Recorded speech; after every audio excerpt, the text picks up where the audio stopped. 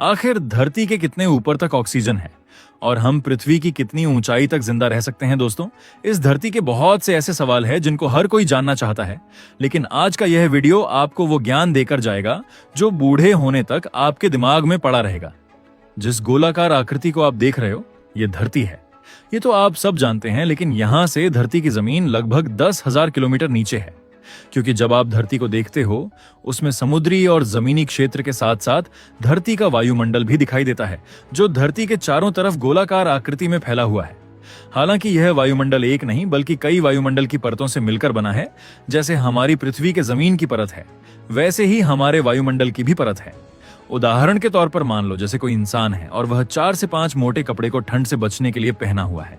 बिल्कुल ऐसे ही धरती का यह वायुमंडल एक मोटा कपड़ा है जो 5 मोटे कपड़ों से ढका हुआ है, जो धरती को हर तरफ से सुरक्षा प्रदान करता है। दोस्तों, वीडियो में सारा टॉपिक आपको तभी समझ में आएगा जब आप धरती के वायुमंडल को अच्छे से समझोगे, क्योंकि आपके हर सवाल का जवाब इसी वायुमंडल में छुपा हुआ है।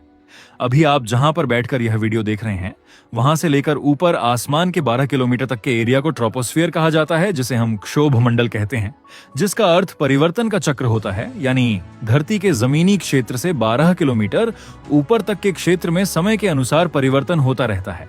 जैसे इस क्षेत्र में बादल का बनना, बारिश होना, तूफान और बिजली का चमकना, मतलब मौसम संबंधित जो भी घटना होती है वह इसी 12 किलोमीटर की ऊंचाई पर ही होती है। इसके अलावा इसी क्षोभ मंडल में पक्षी उड़ते हैं, हवाई जहाज उड़ते हैं। यहाँ पर नाइट्रोजन का स्तर 78% और ऑक्सीजन का स्तर 21% होता है। हालांकि जैसे जैसे आप 12 किलोमीटर की दूरी को तय करोगे तो आपके साथ ये सब होगा। 0 से 4 किलोमीटर तक आप बिना ऑक्सीजन मास्क के आसानी से जीवित रह सकते हैं, जबकि 4 से 6 किलोमीटर के बाद सांस लेने में दिक्कतें शुरू हो जाती हैं। इसके बाद 8 किलोमीटर से ऊपर यानी डेथ जोन में बिना ऑक्सीजन मास्क के आपकी 10 से 30 मिनट में मौत हो सकती है, जबकि 12 किलोमीटर पर 2 से 3 मिनट में मृत्यु निश्चित है। इसका सबसे बड़ा कारण है कि जैसे जैसे आप ऊपर जाओगे, हवा का दबाव वैसे वैसे कम होता जाएगा, और जब हवा पतली हो जाएगी तो आपको बेहद कम ऑक्सीजन मिल पाएगा। अगर जमीन पर तापमान 15 डिग्री सेल्सियस है तो 12 किलोमीटर पर तापमान घटकर -56 डिग्री सेल्सियस तक हो जाता है, और तापमान गिरने की वजह से ऑक्सीजन मिलने में और कठिनाई होती है। 12 किलोमीटर से 50 किलोमीटर ऊपर जाने पर हमें स्ट्रेटोस्फीयर नामक परत मिलती है, जिसे हम समताप मंडल कहते हैं। इसी मंडल में ओजोन परत होती है और इसी परत की वजह से हम सूर्य से निकलने वाले रेडिएशन से बचते हैं। इस परत में ओजोन गैस भरी होती है। अगर ये परत ना होती तो सूर्य हमें अत्यधिक गर्मी के साथ साथ त्वचा कैंसर, मोतियाबिंद या और भी घातक रोग को भेज देता। आप ये समझ लो कि यह परत क्षोभ मंडल का एक रक्षा कवच है। इसके अलावा इस परत में जेट विमान भी उड़ते हैं। जहां क्षोभ मंडल की परत में नीचे से ऊपर आने पर तापमान में गिरावट देखने को मिलती है, तो वहीं इस परत में उल्टा होता है, क्योंकि जब आप 12 से 50 किलोमीटर की दूरी को जैसे जैसे तय करोगे, वैसे वैसे तापमान बढ़ता जाएगा और 50 किलोमीटर पर यह तापमान -15 डिग्री सेल्सियस हो जाता है।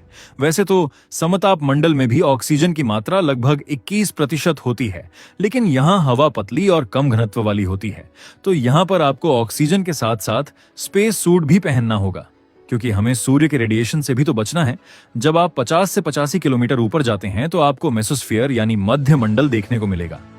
यह परत धरती के लिए रक्षा कवच के तौर पर काम करती है, क्योंकि जब अंतरिक्ष से छोटे छोटे पत्थर, जिनको हम मेटियोरॉइड कहते हैं, ये जब धरती के वायुमंडल में प्रवेश करते हैं तो ये परत उसको जलाकर खाक कर देती है।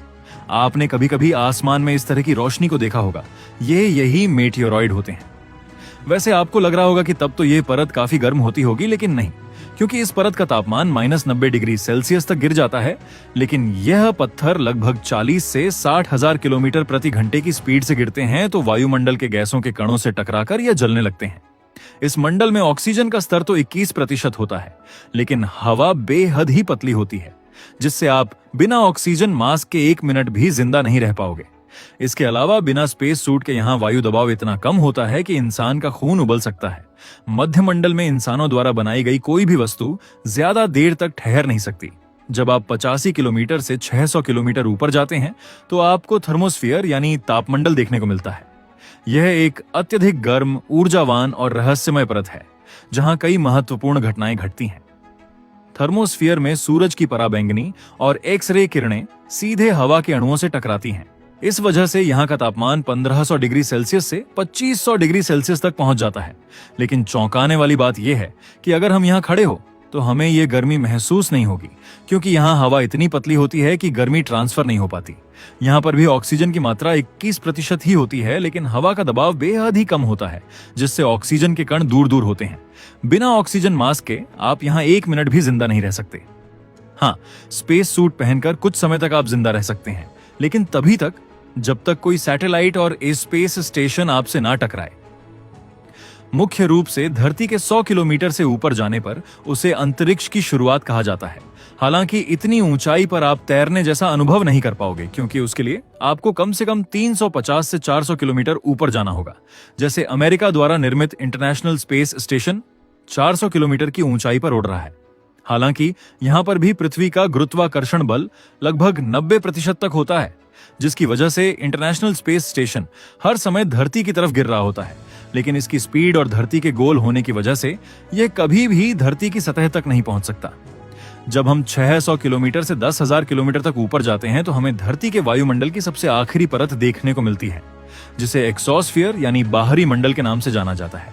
इस परत के जैसे जैसे आप ऊपर जाओगे, आपको धरती की ग्रेविटी कमजोर होती दिखेगी। मतलब अंतरिक्ष और धरती के बीच की यह अकेली परत है जो बेहद पतली है। यहां पर ऑक्सीजन नाम मात्र का होता है और तापमान बेहद ज्यादा। इस परत में आपको इंसानों द्वारा छोड़ी गई बहुत सी सैटेलाइट देखने को मिलेगी, जिसमें जीपीएस सैटेलाइट्स, संचार सैटेलाइट्स, मौसम सैटेलाइट्स आदि शामिल होते हैं। यानी 10,000 किलोमीटर से जब आप ऊपर जाओगे तो धरती की कोई भी परत आपको दिखाई नहीं देगी, लेकिन धरती का गुरुत्वाकर्षण बल कई लाख किलोमीटर दूर तक फैला हुआ है। हालांकि दूरी के हिसाब से इसके गुरुत्वाकर्षण बल में कमी आती रहती है, लेकिन एक पॉइंट ऐसा भी आता है जहां पृथ्वी का गुरुत्वाकर्षण बल 0 हो जाता है, जिसे हिल स्फीयर कहते हैं, जो धरती से 15 लाख किलोमीटर दूर है, क्योंकि यहां से सूर्य की ग्रेविटी काम करने लगती है। वैसे वीडियो के स्टार्टिंग में मैंने एक सवाल किया था कि इंसान इस पॉइंट से नीचे क्यों नहीं गिरता, तो उसका सबसे बड़ा कारण ग्रेविटी ही है, जो धरती की सारी चीजों को बांध रखा है, जिसमें समुद्र, पहाड़, इंसान, जानवर और बहुत कुछ शामिल है। अगर ये ग्रेविटी किसी कारणवश एक भी सेकंड के लिए खत्म हो जाए तो धरती की तमाम चीजें अंतरिक्ष में उड़ने लगेंगी। अगर आपको ये वीडियो पसंद आया हो तो लाइक कीजिए और कमेंट में हमें बताइए कि आपको धरती के वायुमंडल की कौन सी परत सबसे अच्छी लगी। एक दिन में टॉपअप तो बहुत सारे होते होंगे, क्या आपको पता है एक दिन में दरीना कितने पैसे कमा लेते? तो भाई मुझे ये बात पता चली तब तो मैं पूरा ही शौक हूँ। इससे मेरा चैलेंज ये है कि जो भी क्लास के बैक बेंच है वही एक लाइक और सब्सक्राइब करके अपना क्लास नेम कमेंट जरूर कर लें।